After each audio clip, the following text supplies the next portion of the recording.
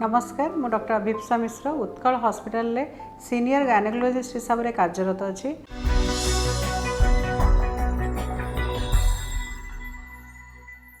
आसतु आज टिके आमे मेनोपॉज विषय डिस्कशन करिबा। मेनोपॉज गोटे फेज सबु फीमेल मानकर आसी थाए जोटा कि गोटे हार्मोनल चेंजेस आने बॉडी रे एवं एटार एज होची 45 रु 55 भितरे किसी सेमती फिक्स न थाए समस्त ये जो एज ग्रुपटा अलग अलग थाए जितेबले ऋतुस्राव वर्षे पर्यंत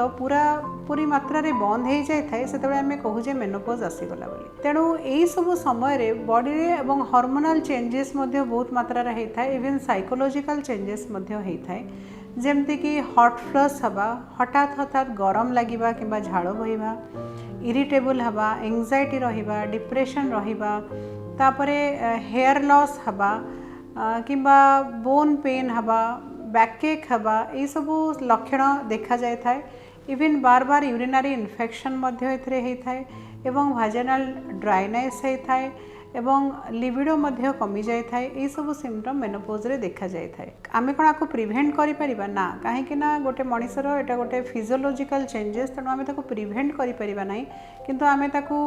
जानी तार सिम्पटम कौन आसुची एवं आमे सेही समय रेगुलर एक्सरसाइज एवं खाद्य मात्रा रे मध्य न्यूट्रिशन फूड खाई करी मध्य ताको आमे कंट्रोल को आनी परिबा। तेणु यही सब समय जोटा आमर गोटे फीमेल मानकर कौन कौन इम्पोर्टाट टेस्ट रही जोटा करवा उचित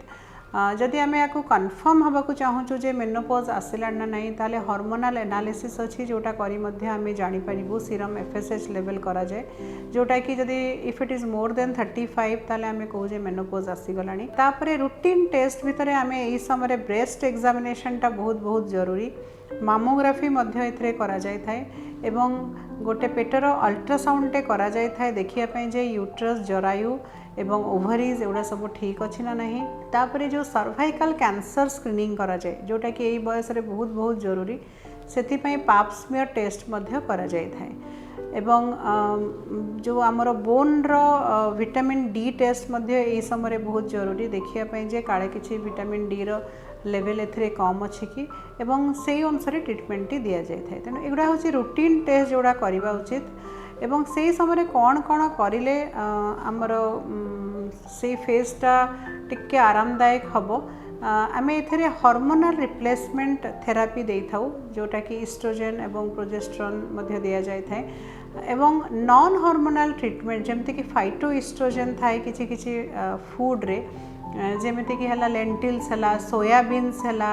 चिकेन पीज हला लेग्यूम्स हला ये सब गुड़ारे फाइटो इस्ट्रोजेन थाए जोटा कि आमर ये सब हार्मोनल इम्बाल जमती कि हॉट फ्लश हवा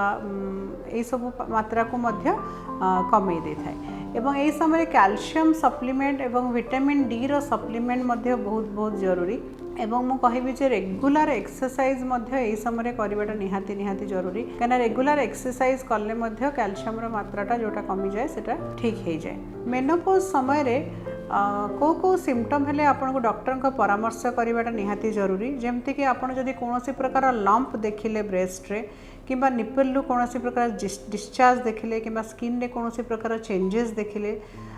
किंबा आपनको लगुच जे आपणकर तली पेट बहुत सीवियर पेन होची किंबा पेट फुलिबा को लगुच डिस्टेंशन रोची किंबा बार बार परिश्रा लगुची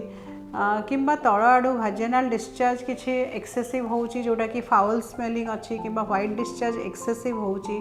किंबा जदि वर्षे पर्यंत आपणकर पीरियड बंद हो गलानी आ पुणी थे आपन को ब्लीडिंग होची किंबा स्पॉटिंग होची यही सब लक्षण रे आपन को गायनेकोलॉजिस्ट को परामर्श करने को पड़ो कहीं यही बयस आमर जरायुर कैंसर सर्वाइकल कैंसर एवं ब्रेस्ट कैंसर मात्रा बहुत परिमाण रे बढ़ी जाए थाए।